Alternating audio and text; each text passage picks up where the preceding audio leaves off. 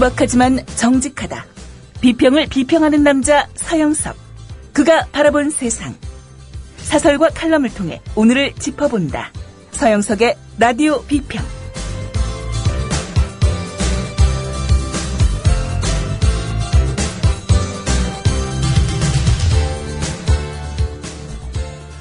안녕하십니까, 서영석입니다.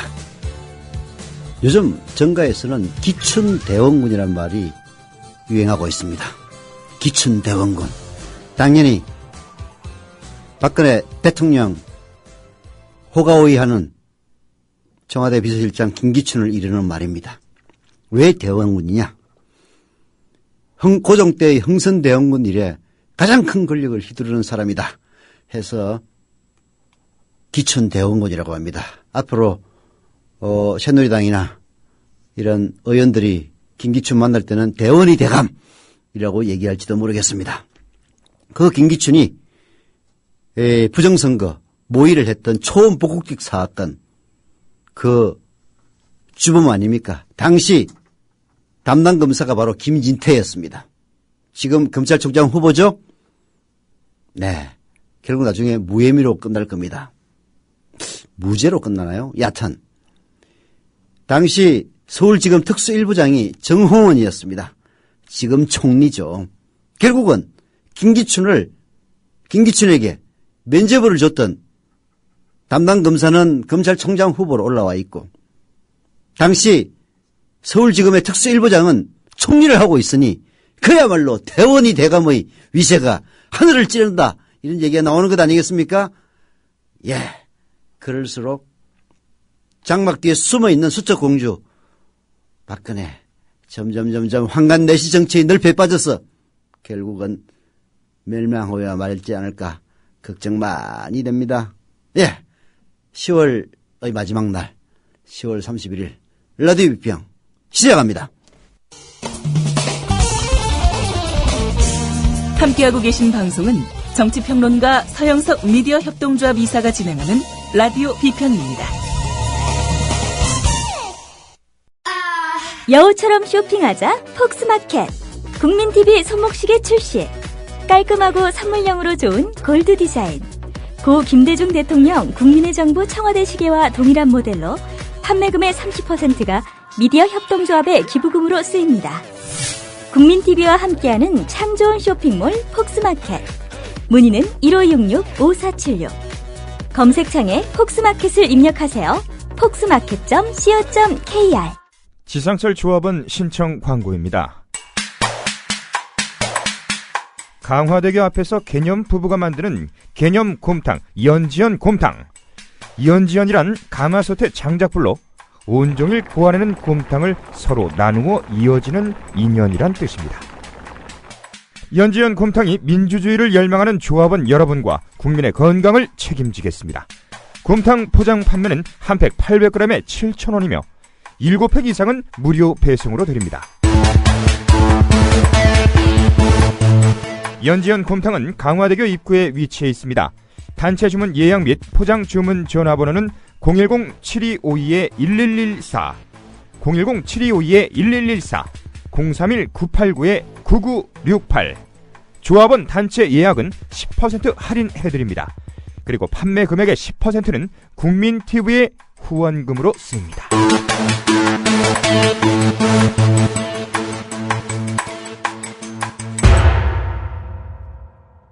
네. 국가정보원의 대선 개입 사건을 재판 중인 법원이 국정원 직원들의 트위터 활동 내역을 추구한 검찰의 공소장 변경 신청을 결국 허가를 했습니다. 이 공소장 변경 신청을 하기 위해서 당시 윤석열 수사팀장은 국정원 직원들에 대한 압수수색과 체포까지 감행했죠. 그것 때문에 결국은 수사팀장에서 쫓겨났습니다. 지금은 다른 사람이 수사팀장으로 와 있죠.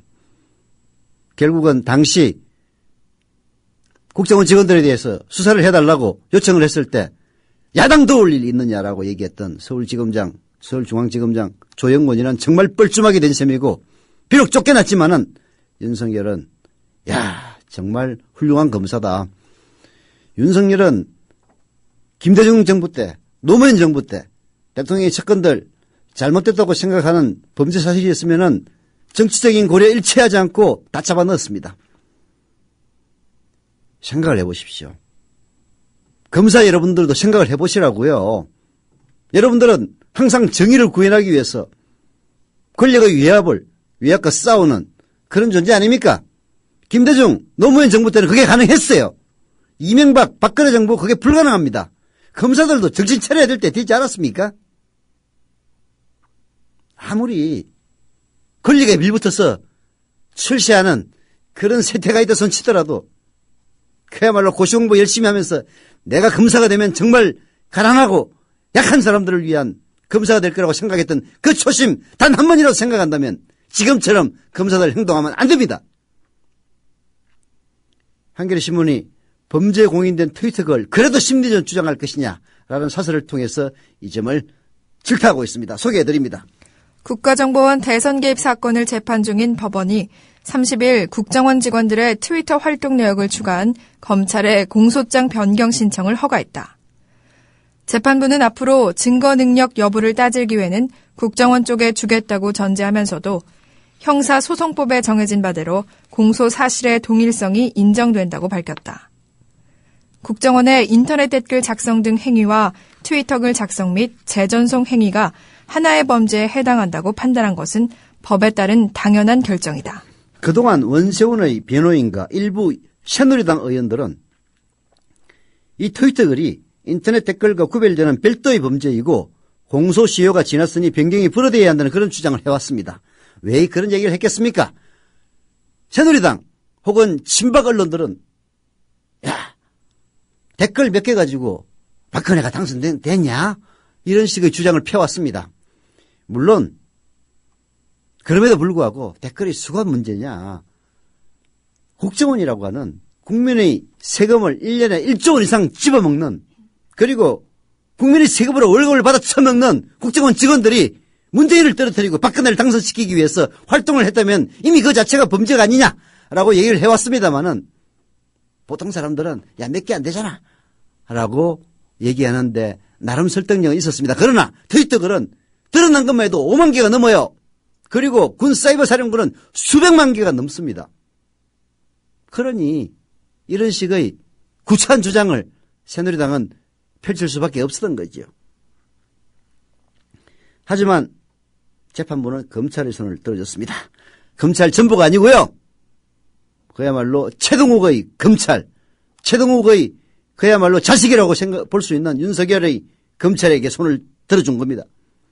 오완 여건의 트위터 글 모두가 범죄 사실로 인정될지는 지켜봐야 되겠지만 법원이 문재인의 대북과는 간첩 수준이다 라는 적나라한 표현이 등장하는 글들을 공소 사실로 인정한 이상 이제 국정원은 대북 심려진이라고 하는 구차한 변명 더 이상 설 땅이 없게 됐습니다.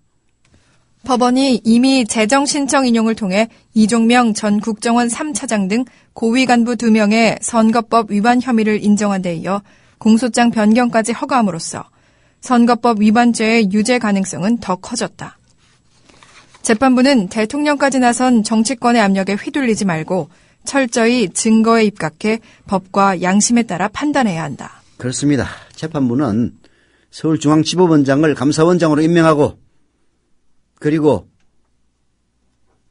이 정권에 불리한 판결을 내리는 판사들에 대해서는 수구 언론들, 친박 언론들을 총동원해서 마치 잘못된 판결을 한 것처럼 협박하고 공갈하는데 휘둘리지 말고 오로지 법과 양심에 따라서 판단을 해야 됩니다. 이번 공소장 변경 허가로 노골적인 선거법 위반의 증거를 없애지 못하도록 긴급하게 진행된 윤석열 팀장의 체포 그리고 압수수색의 불가피성도 인정받게 됐습니다. 대검은 이제라도 윤석열 전 서울중앙지검 특별수사팀장을 겨냥한 보고누락 감찰 대신 수사를 방해한 위압에 대한 진상규명에 초점을 맞춰야 됩니다. 수사의 암초라는 서울중앙지검장 그리고 2차장의 지휘에 의존해서 보강수사의 기존 공소사실의 유무죄를 따지는 수준에서 이 문제를 끝내기에는 그간 제기된 의혹이 너무나 많습니다. 지금까지 드러난 국정원의 범죄 사실은 빙산의 일각일 가능성이 매우 큽니다. 당장 검찰이 공소장 변경을 신청한 55,689건의 트위터 글은 심리전단 활동의 일부일 뿐 추가로 더 나올 것으로 알려지고 있습니다. 260개의 계정이 추가로 밝혀졌다는 일부 언론의 보도도 이를 뒷받침하고 있습니다.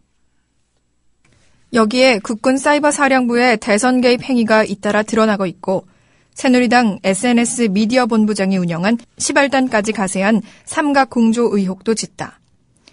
DVD를 상영해 야당 후보를 비방한 국가보훈처에 이어 일부 관변 단체까지 의혹을 받는 상황이라면 총체적 관권 선거였다는 지적이 나오는 것도 무리가 아니다.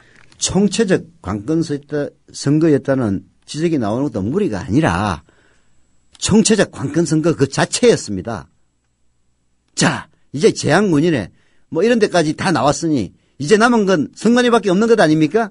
라는 박근홍 하백의 만화도 있더라고요.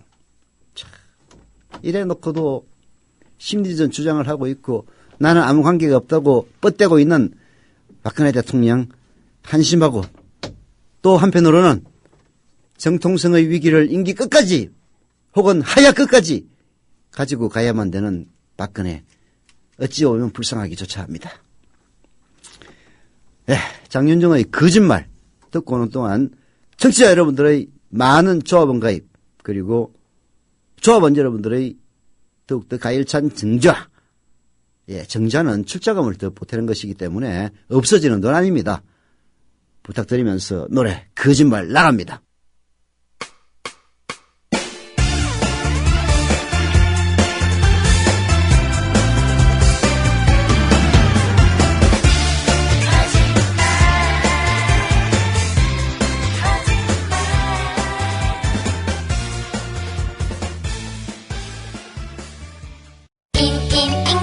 공부해 집에서 하루에 20분 원어민 선생님과 마주보고 잉글리시 공부해 INGLISH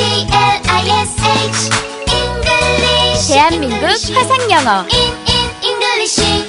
화상영어 잉글리시가 이제 4천만 국민 모두의 영어 말하기 고민을 해결합니다. 문의전화 1688-0546 1688-영어4U 국제품질 인증 ISO 9001을 획득한 화상영어 잉글리시가 국민TV 청취자분들께는 10% 특별 할인 혜택을 드립니다. 네, 게시판에서 매운 소주님 어제 멀리서 정자했다고 올려주셨고요. 오늘 가온가람님은 닉네임 가온가람 삼촌으로 조합비 입금했다고 합니다. 가족과 친척의 명의로 이제 6명이 모였다고 합니다. 더 힘내겠다면서 사무국도 화이팅이라고 써주셨습니다. 감사드립니다. 그리고 조합원 가입해 주신 경기 부천시 원미구 역곡동의 이 광호님 조합원 가입 감사드립니다. 그리고 주소를 기재하지 않으신 사이다맨님 조합원 가입 감사드리고요. 부산 부산진구 점포이동의 은정가는님 역시 조합원 가입 감사드립니다. 많은 조합원 가입을 다시 한 번 더 독려드립니다. 광고하겠습니다. 이 광고 다 국민TV가 발전하는 데 도움이 되는 것들입니다. 민영화 반대 국민공모전 홍보 광고 내일까지 계속되는데요. 철도, 물, 가스, 전기, 의료, 공항 등 우리 삶에 큰 영향을 주는 공공부문 민영화에 반대하는 UCC 웹툰 한 큰 만평 공모전을 진행하고 있습니다. 박근혜 정부 들어서 민영화가 아닌 것처럼 포장하고 있지만 수박에서 줄 없앤다고 호박 안 됩니다.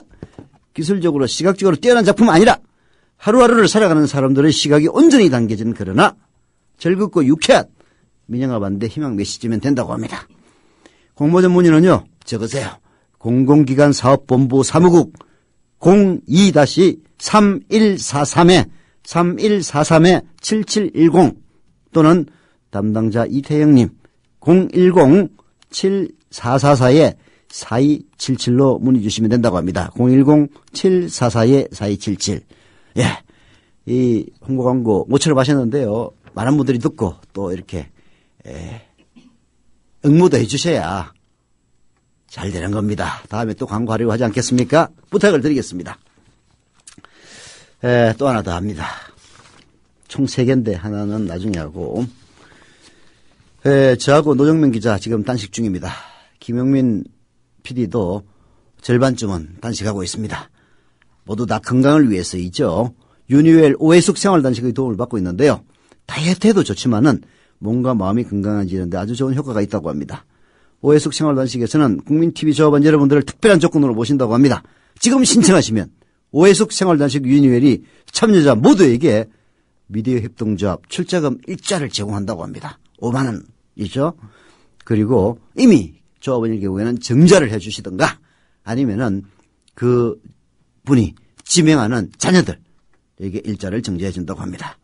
그리고 국민TV 로고가 있는 700ml짜리 보온병도 선물로 드린다고 하네요. 문의 전화는 043-285-8575 043-285-8575 생활단식 건강을 위해서 꼭 참여해 보시길 바라고요.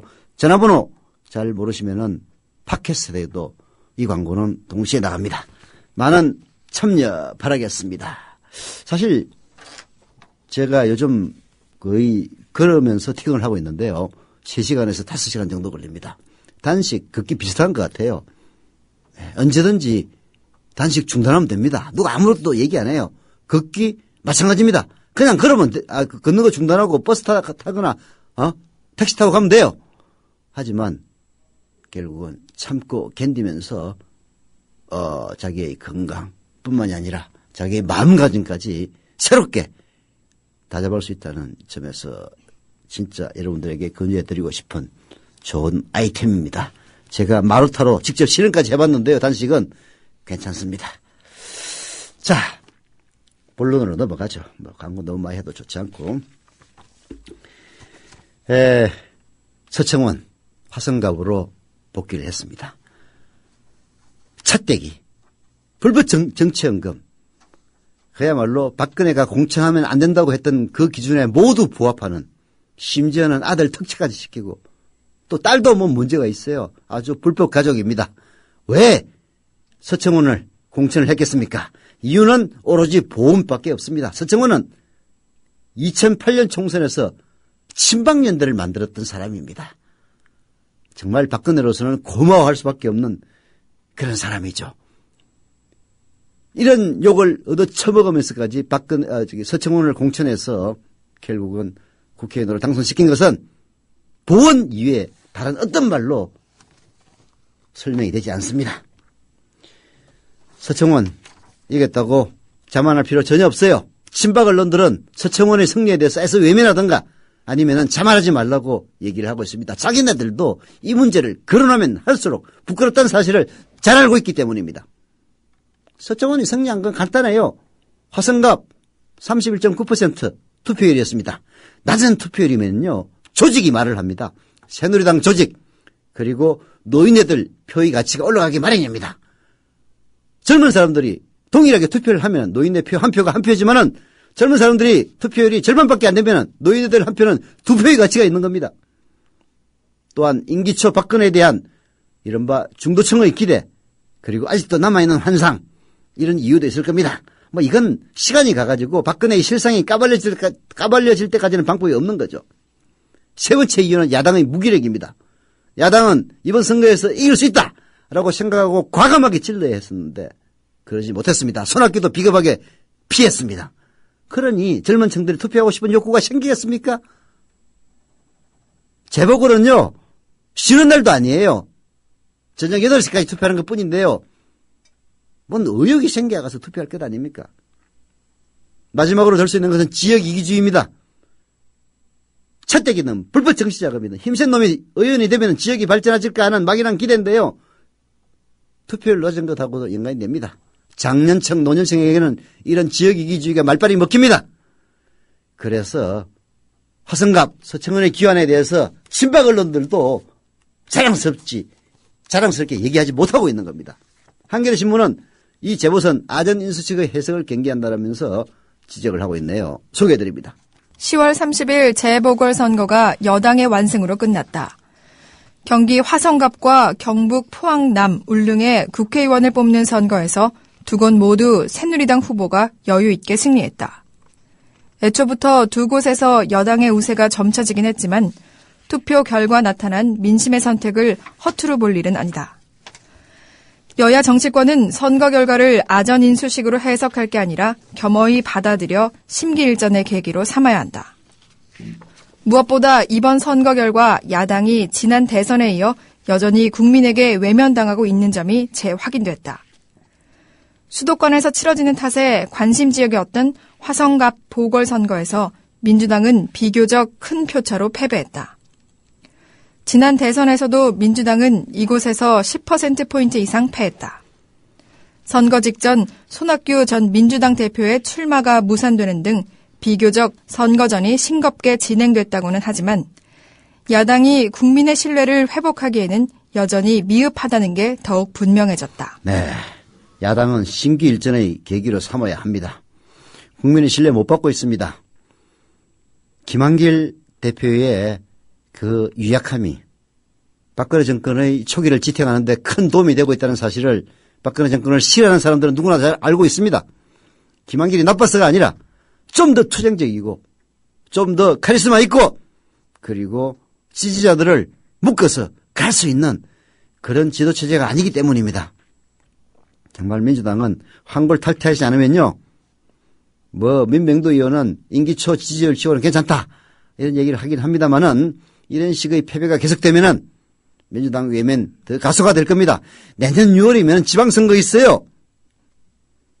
민주당은 선거 결과를 엄중히 받아들여야 한다. 애초부터 불리한 지역이었다는 등의 변명을 앞세워서는 곤란하다. 국가정보원 대선 개입 사건과 기초연금 공약 파기 등 박근혜 정부의 이딴 실정에도 불구하고 국민은 야당에 힘을 실어주길 주저하고 있다. 국민은 민주당이 제대로 된 대여 투쟁도 못하고 그렇다고 확실한 대안을 가지고 민생을 챙기는 것도 아니라고 보고 있다. 이대로라면 민주당의 존립 기반마저 위태로울 지경이다. 민주당의 처절한 반성이 필요하다. 새누리당 역시 이번 선거 결과를 국민이 지금의 오만한 국정 운영을 용인해 준 것으로 착각해서는 안 됩니다. 두 곳 모두 여당에 유리한 지역이었고 야당 표는 분산되기까지 했습니다. 투표율이 저조했다는 것은 기존 정치에 염증을 느낀 유권자가 많았다는 겁니다. 집권 세력이 이번 선거를 계기로 국가정보원 대선 개입 사건이나 공약 파기 등을 적당히 얼버무리려 들면 큰 코 다칠 수가 있습니다. 국민은 결정적인 순간에는 항상 집권 세력의 오만을 분명히 심판을 해왔습니다. 화성갑에서 승리한 서청원 당선자 역시 승리에 도취해서는 곤란합니다. 서청원을 놓고는 부패 정치인이다. 그리고 부패 정치인이 권력의 뒷배를 타고 다시 국회에 입성했다. 이런 비판적 시각이 많습니다. 점령군처럼 행실에 들지 말고 당의 중진답게 집권 여당이 제목을 할 수 있도록 당을 정상화하는 데 힘을 보태야 합니다. 라고 한겨레 신문이 사설은 점잖게 얘기를 하고 있는데요. 나 콩콩입니다. 서청원이가 뭘 하겠습니까? 올드보이 기환 그리고 호위무사 짓이나 하면은 그야말로 제격이 있죠. 재보궐 선거 때마다 지적되는 것이긴 하지만 낮은 투표율도 문제입니다. 이번에도 경기 화성갑과 경북 포항 남 울릉 투표율 30%에 머물렀습니다. 투표율이 낮을 경우 대표성에 문제가 있다는 점을 고려해야 됩니다. 투표율 제고를 위한 특단의 대책을 고민해야 될 때입니다. 이번에 사전투표까지 했는데요. 사실 결국은 무산됐습니다. 뭐가 무산됐느냐? 투표율을 올리는 작업이 무산된 거죠. 투표율을 그 지역이라도 공휴일로 정하든가 아니면은 투표를 유도하기 위한 각종 다양한 과감한 그런 정책들을 개발해야 되는데 투표율이 올라가면은 불리하다고 생각하는 새누리당이 과연 자기 목에 방울을 달 수 있을 것인지 암담하기만 합니다. 예. 그래도 이 사설이 지적했다시피 국민은 결정적인 순간에 집권 세력의 오만을 분명히 심판해 왔다는 그런 전통 있습니다. 그것을 믿고 나가는 거죠. 예. 그 사이에 충남 당진시의 장우민 님이네요. 조합원 가입해 주셨습니다. 감사드립니다. 노래 듣고 오겠습니다. 박경님의 착각의 늪 듣고 오는 동안 역시 조합원 가입 부탁드리겠습니다.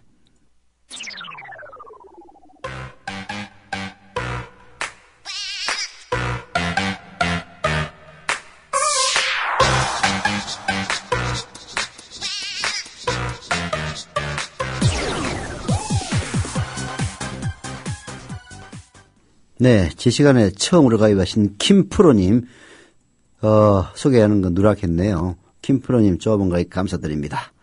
출자도 빨리 해주시기 바랍니다. 이 출자 여부까지 다 나와요. 네. 광고 하나 하겠습니다. 미디어 협동조합과 업무 제휴를 맺은 업체 우리라이프 상조의 광고입니다.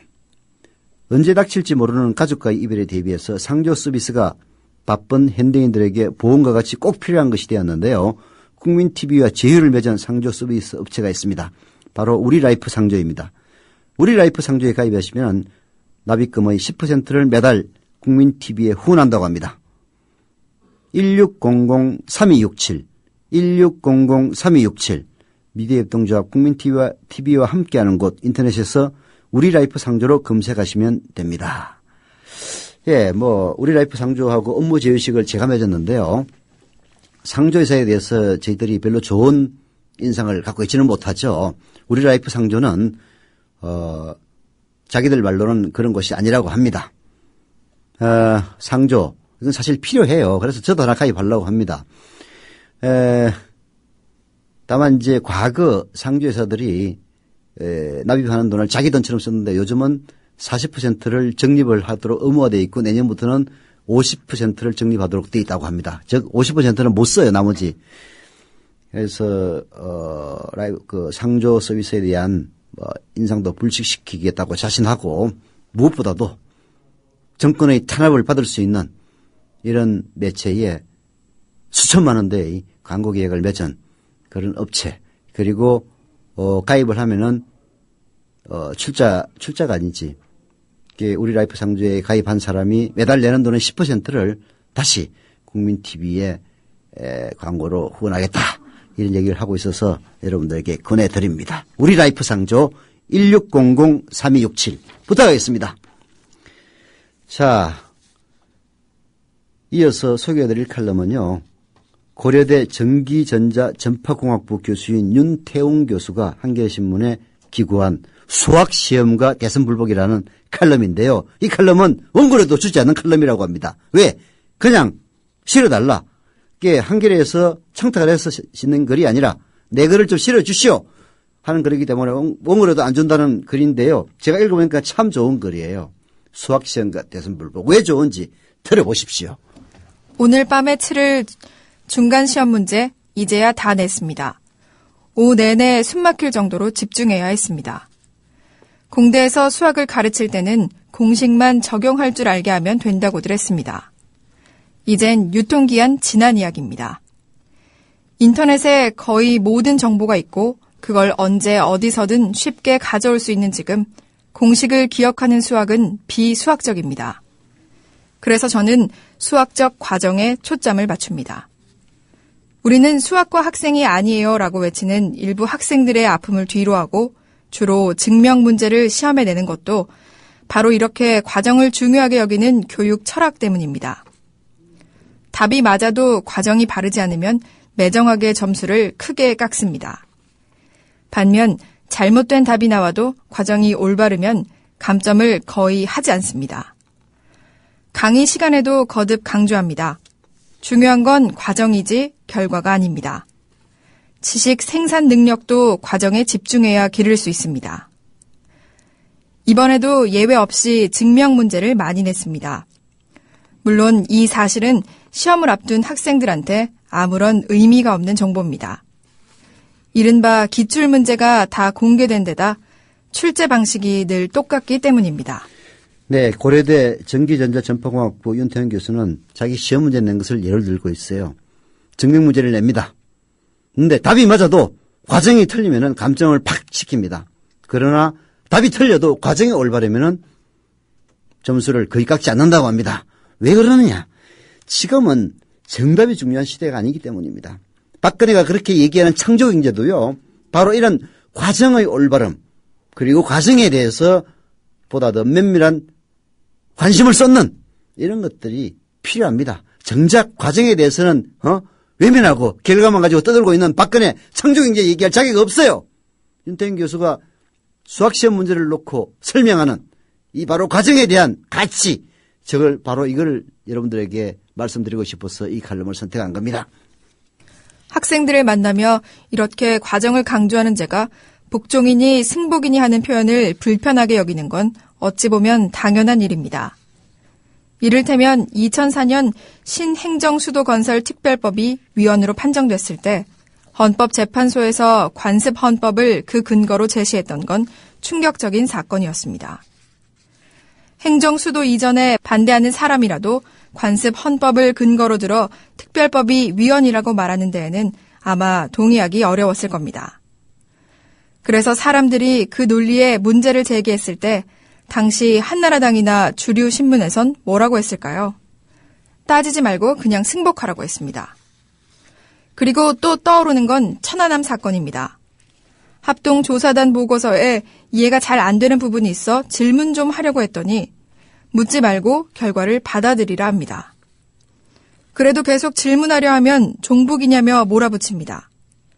과학자들이 내린 결론이니 질문하지 말라는 건 동그란 네모나 네모난 동그라미 같은 이야기입니다. 과학의 핵심은 질문하는 데 있기 때문입니다. 그렇습니다.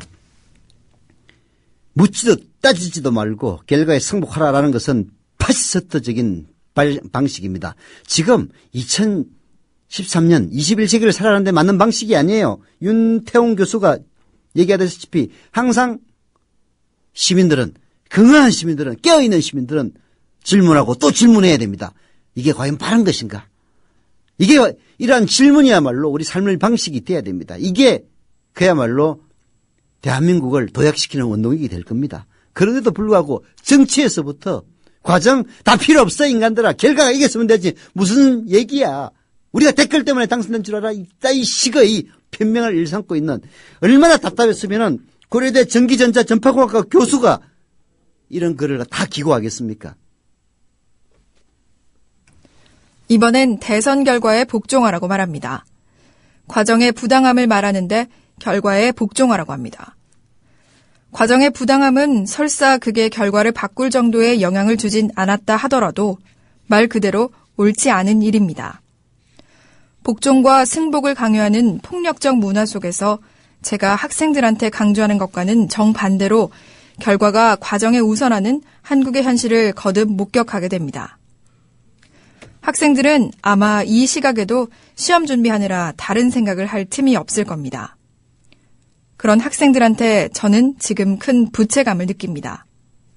우리 학생들 시험 열심히 잘 치르길 바랍니다. 네, 무조건 과정이 틀렸는데도 대선 결과에 복종하라고 하는 것은 폭력입니다. 윤태홍 교수가 말미에서 얘기했다시피 복종을 무조건 요구하는 것은 폭력이에요. 그건 거부해야 합니다. 과정의 부당함을 말하는데 결과에 복종하라고 하는 것. 과정의 부당함은 설사 그게 결과를 바꿀 정도의 영향을 주지 않았다 하더라도 말 그대로 옳지 않은 일입니다. 새누리당 정말로 이런 윤태영 교수 같은 사람을 영입해야 됩니다. 맨 서청원이 같은 올드보이들 기환시켜가지고 박근혜 실드 치지 말고요. 노래 하나 듣겠습니다. 우리 김희주 PD가 3개나 준비했는데 해야죠. 레이디스 코드, 왜 나쁜 여자 듣고 오겠습니다.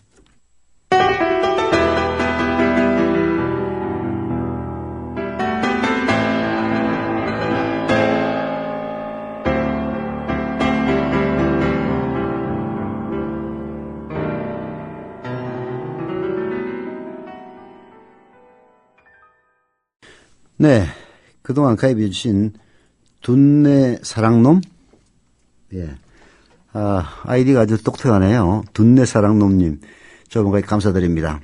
그리고 경북 경산시 정평동의 여유로움님, 저번까지 역시 감사드립니다.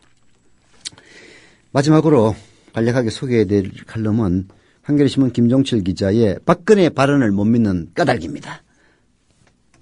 느닷없는 대국민 담화였다. 누구도 국무총리한테 국정원 대선 개입 사건과 관련한 입장을 표명하라고 요구하지 않았다. 국정 최고 책임자인 박근혜 대통령이 직접 나서야 한다는 목소리가 쏟아졌을 뿐이다. 박 대통령에게 줄곧 우호적인 조중동 등 보수 언론조차 최근 이러한 대열에 합류했다. 이 정도면 박 대통령이 대응하는 게 정상이다. 하지만 28일 텔레비전 카메라의 앞에선 사람은 정홍원 국무총리였다. 더구나 정 총리는 덴마크와 핀란드 방문을 마치고 불과 이틀 전에 귀국했다. 누가 봐도 청와대 주문에 의한 대독 담화였다. 네, 일방적인 낭독만 하는 등 성의 없는 담화였지만은 내용 자체만 보면은 뭐 나름 진전된 측면이 없지는 않습니다. 정부는 국정원 댓글을 포함한 일련의 의혹에 대해 실체와 원인을 정확히 밝히겠다라고 공개적으로 언급한 것은 그동안 박근혜가 해왔던 발언과는 차이가 있습니다. 박근혜는 그동안 국정원으로부터 어떤 도움도 받지 않았다는 말만 앵무새처럼 되풀이해왔습니다. 왜 그런 일이 벌어졌고 실체가 어떤지 정확하게 밝힐 필요가 있다고 대통령이 말한 적은 있지만 당시 주체는 정부가 아니라 국정조사를 벌이는 국회였습니다. 국회에서 잘해보라는 특담일 뿐이었습니다.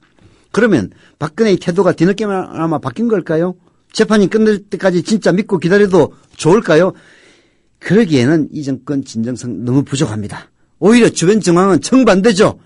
우선 국정원 사건 특별수사팀을 지원했던 최동욱 검찰총장 보이지 않는 손에 의해서 쫓겨났습니다. 그리고 위압에 맞섰던 윤석열 수사팀장까지 쫓겨납니다. 윤석열이 누굽니까? 황교안의 법무부 장관의 권력 핵심 반대 의견에도 불구하고 원세훈과 김용판을 선거법 위반 적용해서 관철을 시킵니다. 끈질긴 수사를 통해서 국정원의 트위터 대선 개입 혐의를 밝히는 핵심 인물입니다. 이런 데 대해서 다 쫓아내는, 그러면서 여당 지도부들이 나서가지고 5만 여 건 중에서 1만 5천 여 건은 국정원 직원 기성이 아니라고 이렇게 변명만 일삼는 이런 식의 새누리당, 박근혜에 대해서 실드를 치고 있는 이런 청와대의 말을 들으면은 정홍원이가 한 이야기, 박근혜가 한 이야기가 과연 진실성이 있는지 전혀 믿을 수가 없습니다. 국정원 사건을 둘러싸고 실제 진행되는 상황이 이러하니 국정원 사건의 실체를 정확히 밝히겠다는 박근혜의 간접적인 약속을 어떻게 믿을 수가 있겠습니까? 더구나 국정조사 때 박근혜와 여당한테 쏘은 경험이 더 생생합니다. 실체 규명을 잘해보라고 대통령이 직접 말했는데도 여당 의원들 국정원 직원들에 대한 민주당의 매간매직 공작 사건이 본질이라면서 호도하기에 골몰했습니다. 국민이 정말로 기다려주기를 원한다면 말보다 행동이 앞서야 됩니다. 예, 지금도 무슨 철저 처벌 이런 식의 속보가 떴다고 그러는데요. 진정성이 있어야 믿어줄 것 아닙니까? 바로 이 얘기입니다. 라디오 비평 오늘 순서 여기서 마치겠습니다.